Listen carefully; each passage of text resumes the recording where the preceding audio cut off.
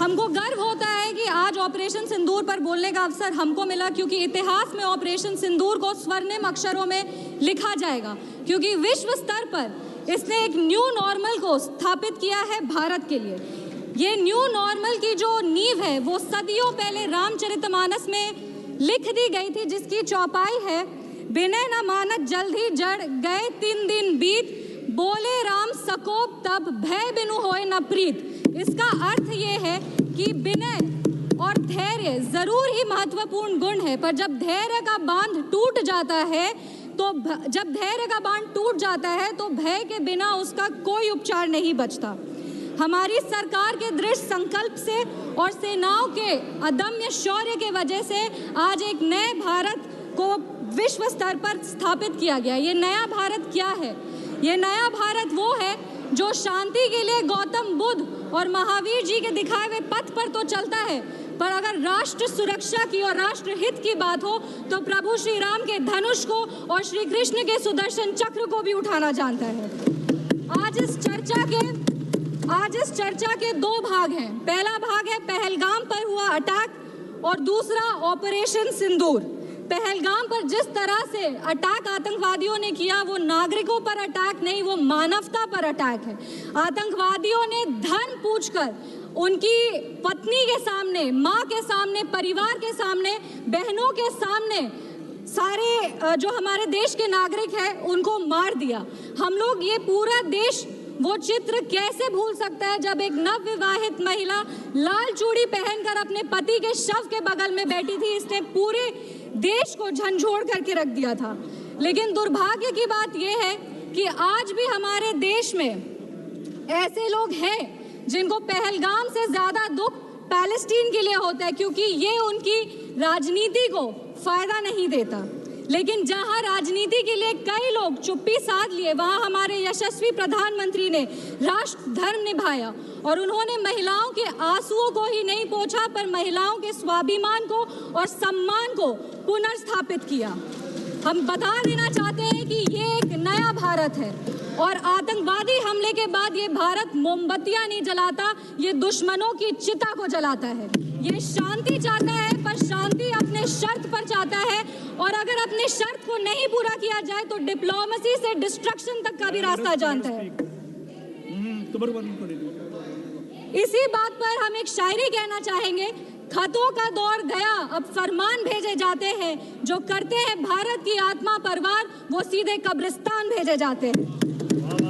अभी अपने कांग्रेस के साथियों का बात सुन रही थी और वो कह रहे थे कि 1971 में इंदिरा गांधी ने ये किया है, 1971 में इंदिरा गांधी ने वो किया, पर वो कभी भी 1971 का क्रेडिट बिहार के बेटे जगजीवन राम जी को नहीं देते हैं, जो तब के रक्षा मंत्री थे। बांग्लादेश ने उनको 1971 का वॉर हीरो डिक्लेयर किया था, और रक्षा मंत्री होने के जंग के बाद भी उन्होंने सैनिकों के रिहैबिलिटेशन के लिए काम किया। लेकिन कांग्रेस पार्टी इसको कभी नहीं रिकॉग्नाइज करेगी, क्योंकि उनको दलित नेतृत्व से समस्या है। वो सिर्फ उनके साथ रहना चाहते हैं जो बाबा साहब के चित्र को अपने पैर पर रखते हैं। अगर हम ऑपरेशन सिंदूर की बात करें तो ये सिर्फ टेरर लॉन्च पैड्स को ध्वस्त नहीं किया, ये पूरी की पूरी तरीके से पाकिस्तान के हौसले को ध्वस्त कर दिया है। लेकिन एक आश्चर्य की बात है मैम, और आश्चर्य की बात यह है कि हमारे दुश्मन देश में एक युवा नेता है और एक युवा नेता हमारे विपक्ष में है। दुश्मन देश का सदन अलग है, हमारे देश का सदन अलग है, वहां के नेता अलग है, यहाँ के नेता अलग है, पर इनका सवाल एक ही है। विपक्ष का सवाल और दुश्मन देश के नेता का सवाल एक कैसे हो सकता है? मैं विपक्ष के साथियों को चुनौती देती हूँ कि अपनी राजनीति से ऊपर उठ करके कभी राष्ट्र हित की सोचनी चाहिए। अगर सरहद पर सेना लड़ रही होती है तो उनसे सवाल नहीं पूछे जाते, उनको सलामी दी जाती है। अगर विपक्ष की बात सुबह से सुने जा रहे हैं और उनकी बात को ध्यान से सुने तो वो बार बार कह रहे हैं कि सरकार ने सरेंडर कर दिया, सरकार ने सरेंडर कर दिया। सरेंडर से इनका विशेष लगाव इसीलिए भी है क्योंकि इतिहास गवाह है इन्होंने कितने बार विश्व के सामने भारत का सर झुका दिया है। 1962 में नेहरू जी की इनकी दोस्ती की नीति ने हमारे देश के धज्जियां उड़ा दिए थे। 14,500 वर्ग मील जमीन पर कब्जा कर लिया था। अमेरिका के तब के राष्ट्रपति ने कहा था कि भारत हमसे भीख मांगते हुए आया था।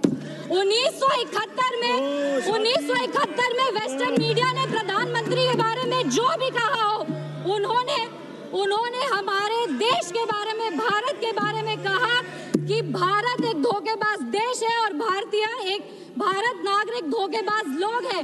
ये था भारत का इमेज आपके शासनकाल में। 1985 में CIA के क्लासिफाइड रिपोर्ट्स है कि विदेशी तंत्र भारत की सरकार को चलाती थी। इनसे जवाब मांगिए। 2001 विश्व के सबसे बड़े लोकतंत्र के सबसे बड़े मंदिर पर हमला हुआ और ये लोग चुप बैठे रह गए। 2008 मुंबई अटैक, पूरी तरीके से देश को झकझोर दिया गया, पर इन्होंने कभी नहीं जवाब दिया। अगर आज आतंकवादियों को जवाब दिया है तो वो हमारे यशस्वी प्रधानमंत्री श्री नरेंद्र मोदी जी की सरकार ने दिया है।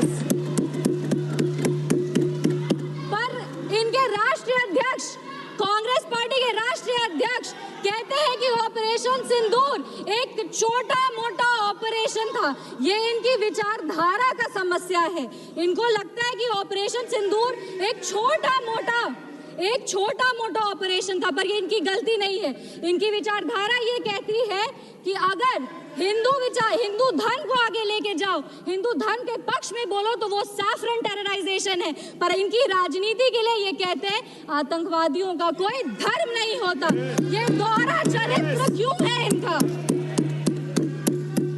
आतंकवादियों ने हमारे नागरिकों को धर्म पूछकर मार दिया। हम उनको कहना चाहते हैं कि जिस सनातन को मुगल की तलवार नहीं खत्म कर पाई, जिस सनातन को अंग्रेज की तोप नहीं खत्म कर पाई, उस सनातन को इनकी छोटी मोटी राजनीति क्या खत्म करेगी? आतंकवादियों ने जब हमारे भाई लोग को मारा तो उनको मारने के पहले बोला कलमा पढ़ के सुनाओ। उन नागरिक की बहन होने के नाते, इस देश की बेटी होने के नाते हम उनको महाभारत सुनाना चाहते हैं। महाभारत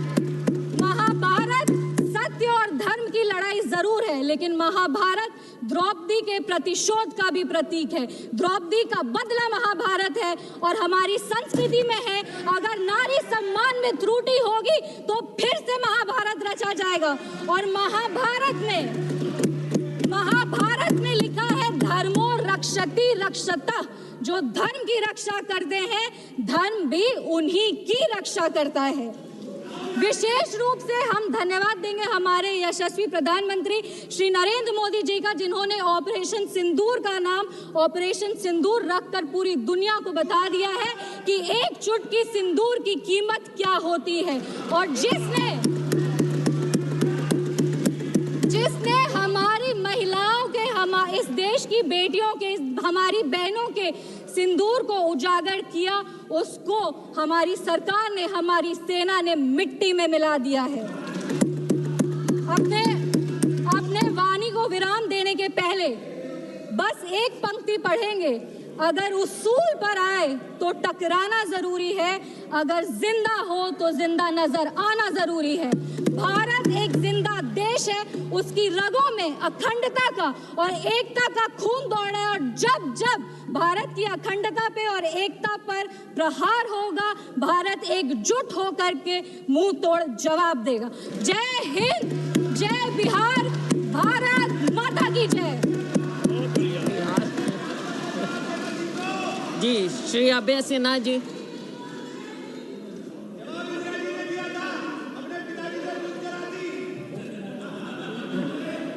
धन्यवाद सभापति महोदया।